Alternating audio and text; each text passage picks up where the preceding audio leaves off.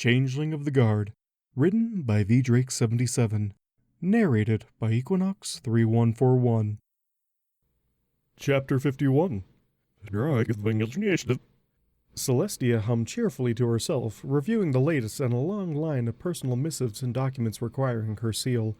It brought me pride to know that though this duty was tedious, it was one she never shirked. The humming, however, was due to her good cheer over another, more personally concerning matter. "Are you sure this is wise, Your Highness?" I fidgeted, feeling exceptionally traitorous for questioning her, but, given recent events, I felt that perhaps I could use a bit of reassurance. I was, after all, rather certain I would be making this explanation known in the near future, perhaps to an angry mob. The day was young. A polite chuckle came from the princess. "I know you are a little leery of Ponyville right now. Since Twilight took up residence, it has been rather excitable. But I assure you, this is just a field trip. Fillies and colts, what possible harm could they do?" I hesitated, but felt the need to remind her all the same. "Ponyville produces a strange breed, Your Highness. The element of kindness chased nearly every animal in the gardens into the Great Hall during the most prestigious event in Canterlot, and according to some accounts, may have been about to savage a squirrel with her own teeth. The poor dear has had to deal with quite a lot of stress recently. Twilight assures me that is very much unlike her." "Your Highness, I have personally seen her browbeat a grizzly bear, to say nothing of what the rest of her friends got up to during the gala. Except for young Twilight, of course," I allowed. "The damages and cleanup took almost a week to repair. Many complained it felt like the rest of the season." "Well, that's fair," admitted the Sun Princess begrudgingly. "But not entirely relevant. I'm sure Twilight will be more involved next time."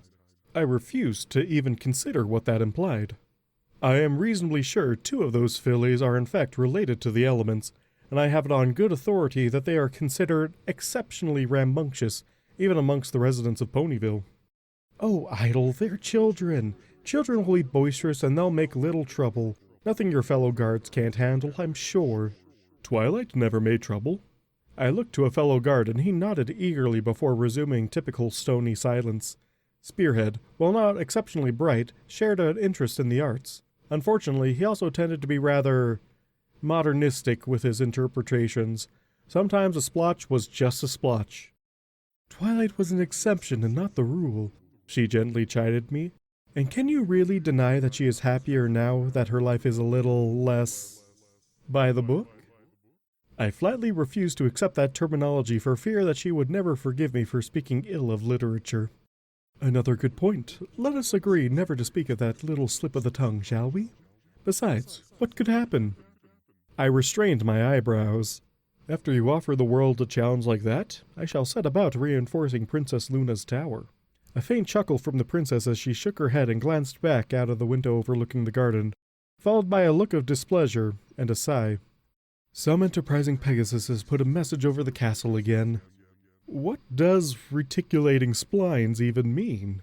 "I don't honestly know," she confessed. "Reviving dead memes?"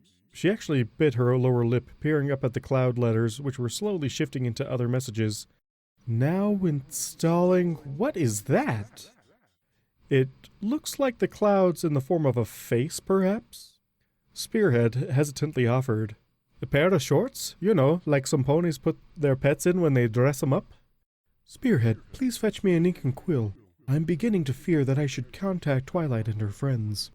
"Are we really sure that will improve the situation?" Spearhead peered through the window, though not at the symbol. "Sky's wrong color now, too. It's kind of lavender, or like blue-purple? Blurple, maybe?" I scowled at him. We had had enough trouble without an artist creating new colors. "Better safe than sorry, and cancel my appointments for the day. Inform everyone to remain indoors until further notice. Beyond that, protect my sister." "By your command, Your Majesty." I saluted, no longer feeling quite so certain. It was rare indeed that Celestia gave true orders. I would not fail her. Princess Luna was running a mild fever, unfortunately, and was confined to her bed. Normally, this would lead her to be exceptionally cranky, but her doctor had allowed her a small dose of medicine, as it was likely that allowing her body to fight a minor illness would actually help strengthen her. Now, instead of cranky, she was simply sleepily delirious. Apparently being a dreamwalker and medicated made for an interesting combination. I wondered idly if any napping or near-napping ponies were having particularly odd daydreams. Given that I was seeing pink clouds and brown rain through one of the windows, I rather imagined that they were, or Princess Luna's fever dreams were spreading. Having never dreamed, I was actually rather intrigued. "Well, there you are! Honestly, I was about to turn this castle upside down looking for you!" came an unfamiliar voice from a tapestry. My interest was waning. This was just odd. Talking fabric? There was an unusual design that I could not quite place, but was quite sure had not been there a moment ago. And then I fell to the ceiling, and stayed there. The window I had just looked out was still the same, but the chandelier seemed to be pointing towards what now seemed like sky, but was certainly the floor of the tower. Nope, I was not enjoying this. "Oh, who am I kidding? I should have done that an hour ago, and now I'm wasting it. Ah well, such is life," said the tapestry. A serpentine figure moving on it. It looked vaguely familiar, but nothing immediately came to mind.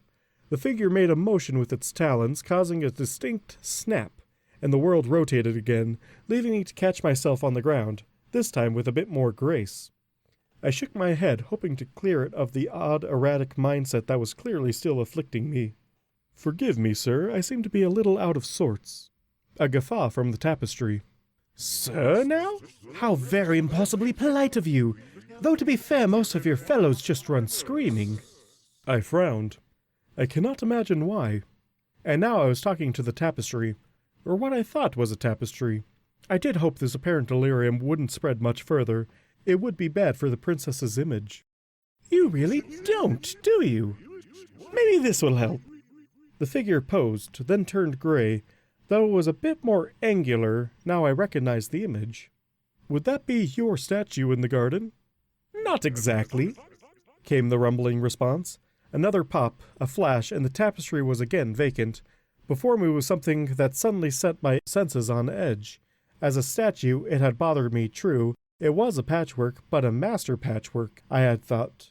Seeing the figure move, seeing those mismatched limbs function, it was wrong, in ways I could not put into words, a thing that should not be, which was, I decided, a very impolite thing for a guard to think, and I crushed the thought ruthlessly.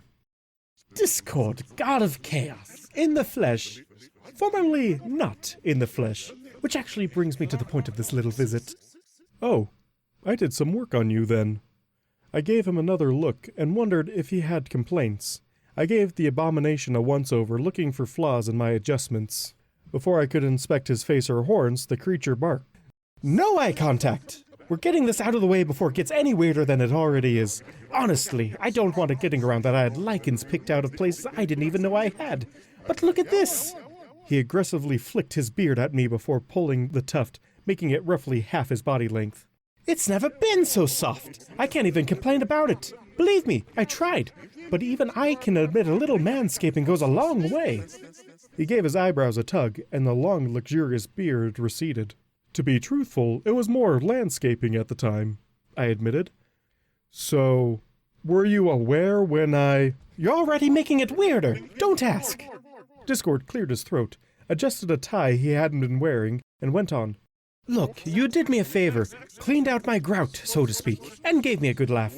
I don't do owing ponies, so just this once, what do you want? The sky's the limit. Ask for—" "Obey the law and do not hurt any pony." He stopped, blinked, then scowled ferociously.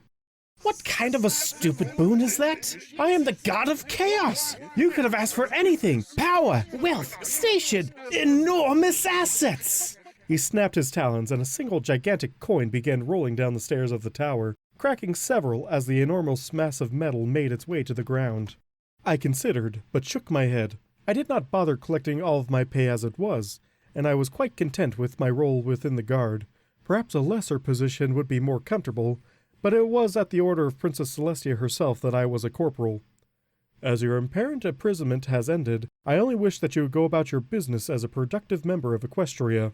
The Draconiquus sputtered in outrage. "Ended? I escaped!" "Ah, I was not aware of the logistics. What were the terms of your imprisonment then?" Terms? For being imprisoned in stone by the elements of harmony for 1,000-odd years? That does seem to be around the time frame they traditionally allow. I accepted easily.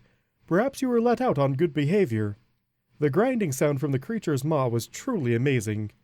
I'm not hearing this, and it doesn't matter. Don't hurt any pony? What absolute drivel! Far be it from me to ask the impossible. My apologies. I will reconsider. The god blinked, tilted his head for a moment, then reeled back, obviously offended by the implication. Oh, you little insect! Fine, I'll be a sport about it. Give Celestia's little errand mare a fair chance. No hurting ponies until after I've won. Speaking of sunspots, where is darling ďuᴉlǝᴜ? Nobody's even mentioned her in my presence except that she's apparently back. I tried very hard not to blanch at the insect comment. I did not dare draw attention to it, but it struck closer to home than I liked. Princess Luna is ill and not receiving guests at this time. I moved in front of her door protectively, and then Discord was the door, cheerfully opening himself and blowing me a raspberry. I rushed after him, horrified to find that he popped Shining Shield like a soap bubble before leaning down over the drowsy moon princess and snapping his talons rapidly. I winced, but apparently he was not using his strange foul magic. He was only being inconceivably rude. Still, in her state, she could scarcely defend herself, and I had failed to interpose myself. The princess's eyes opened, one pupil wider than the other. She made a single sound of incoherent protest, and began snoring again with her eyes still open. Stomping around her, the Ďuᴉlǝᴜ seemed more annoyed than anything else. She looked right at me and didn't even know I'm here. I might as well not even have bothered. The dragon creature seemed to pout at that for a second. Bah, she did turn on Celestia and spend a few centuries in timeout herself. I only owe her a few months of torment, I suppose. But for now I shall be magnanimous, he roared, and suddenly the princess's bedding was replaced by finery beyond anything Celestia would ever allow herself. Not that Luna stirred more than a faint sound of agreement as she snuggled into the now excessively plush bedding. And the sooner she gets better, the sooner I can avenge myself. It's hardly any fun bothering her now. Honestly, this was just a waste of time. He rolled his eyes, and there was another flash, and now we were both on the outside of her room again with the door firmly shut. I scarcely dare breathe in relief or otherwise. Are you quite done, sir? Sir, he says, the self-proclaimed god groused. Look at you, about to go hoof to cloven hoof with me. That actually might be fun if you weren't such a loyalist stick in the mud, wasting an all-powerful favor on the public good. A slow grin appeared on his face. Why, it makes me feel like giving you 2 rewards. And then his eyes began to shift and change. Discord scowled down at his former benefactor. Is this even working? Well, I am out of practice. Hello? Is anyone in there? When there was no response, he grumped. Bah! Can't make an omelet without scrambling a few brains, I suppose. You'll be fine. Or not. I don't really care. A quick tug of his beard, the Ďuᴉlǝᴜ nodded to himself and then vanished in a flash of light. I snorted. Finally. Fragging geek. Thought he'd never leave. Now then. I began trotting towards the throne room. Some changes needed to be made around here. I strode by a number of the mooks guarding this place, most of them strutting bowed in on their hind legs and crowing in place. One of the losers got in my way and I tumbled the squawking dork to the floor without a second thought. The night guards at least seemed a bit more rational. They just perched above the doors and cawed at me. The squabble of frightened clucking came from my target, and I eyed the enormous double doors of the throne room with amusement. A few light taps on the door, followed by a quick spin planting both of my rear hooves into them, sending both crashing open. Knock knock. The frightened clucking the remaining members of the royal guard increased, Celestia staring at me in utter disbelief before giving her own confused honk. Well, far be it for old idol to check out a gift's gums. Quiet! I roared, firing a blast of magic into the air, the energy punching through the ceiling of the throne room and letting a bit of melted stone to splash beside me. The clucking stopped, and all eyes were on me. I licked my teeth. Ladies, the main event has arrived. My magic enveloped the doors, and they slammed back together. The doors to the throne room creaked open, and I held them in place, staring blankly ahead of me. Carefully, I cleared my throat. Ladies? A majority of the feminine members of the Royal Guard, day and night, quickly marched out of the room. Most were carrying more armor than they wore. Several were hauling plates of fruit, one even carrying a goblet of freshly peeled grapes. Only a few looked at me, and most were red-faced to some extent or another. Mothchaser was practically glowing, and I could scarcely blame her. From that point on, I endeavored to think very little and made no eye contact. Celestia herself came out a moment later, watching them go. "It does seem that Twilight was successful," she observed neutrally. "It does indeed, Your Highness. It was good that she had so many of her missives handy." She shrugged. Yes, I keep them close at hoof. Read one or two to lift my spirits on a rough day." I agreed. "I believe we can agree this matter should remain the knowledge of only those present?" Yes. "What did you think of the throne?" "It was considerably softer than I expected, but the ergonomics leave something to be desired. Perhaps lounging on it was not the intended design," I swallowed. No, I'd agree. Not the most comfortable seat in Equestria, no matter how one perches on it." We stood in silence for indeterminately long minutes. It was unusual, finding myself the subject to the whim of another, not making the choices, obedient to a greater force of charisma, as it were, but it was somewhat freeing as well, if, by chance, you were ever again interested. Even I could not fully quell my expression, and she blushed. Never mind. Lingering effects of Discord's magic. I shall go to check on my sister. Take the rest of it off. Take the rest of the day off. Yes, do that." And then Princess Celestia, ruler of Equestria, Princess of the Sun, scampered off like a misbehaving filly. I wondered what Tartarus was like this time of year, and how one could reach it in the most expedient way.